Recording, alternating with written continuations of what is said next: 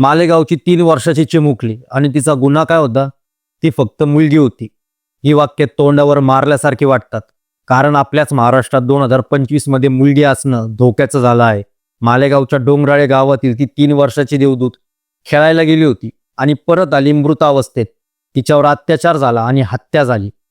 हे ऐकून रट्ट गोठतं ना, पण थांबा, ही एकटी घटना नाही. महाराष्ट्रामध्ये दर 2 ते 3 दिवसांनी नवं प्रकरण घडतंय, नवा अत्याचार होतोय, नवा बलात्कार होतोय आणि आपण तर हे म्हणतो आपला महाराष्ट्र महान. कशाचा महान?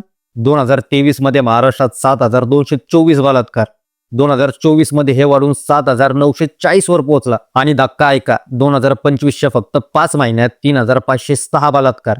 हो, बराबर ऐकलंय, 5 महिन्यात 3,506, म्हणजे दररोज 23 मुले अत्याचाराला बळी पडतात.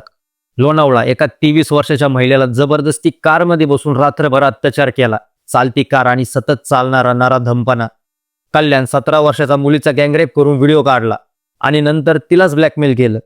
परभणी, कॉलेजची मुलगी अभ्यास करायला निघाली होती, पण नराधमांनी तिच्यावर सामूहिक अत्याचार केला. मित्रांनो, या फक्त बातम्या नाहीत, हे आपल्या समाजाचं प्रमाणपत्र आहे की गुन्हेगारांना अजिबात भीतीच उरली नाही. आणि आपल्याकडे काय? पोलीस म्हणतात तपास चालू आहे, प्रशासन म्हणतं प्रक्रिया चालू आहे आणि गुन्हेगार म्हणतात कायद्याला वेळ लागतो. आपण परत बाहेर येतो. आज मला एक प्रश्न विचारायचा आहे, आपल्या मुली सुरक्षित कधी होणार? जनजागृती म्हणजे फक्त मुलींना सावधान राहा सांगणं नाही. जनजागृती म्हणजे मुलांना शिकवणं. स्त्रीचा आदर करणे म्हणजे ताकद आहे. नाही म्हणजे नाही. आदर नसेल तर पुरुषार्थच नाही. आपण पब्लिक म्हणून जागे झालो तर गुन्हेगार घाबरू लागतील. आपण जर प्रश्न विचारला तर सिस्टम हलायला लागेल. मालेगावची ती 3 वर्षाची चिमुकली, तिच्यासाठी आज आवाज उठवायला हवा. लोणावळा, कल्याण, परभणीतील मुलींसाठी उठायला हवं.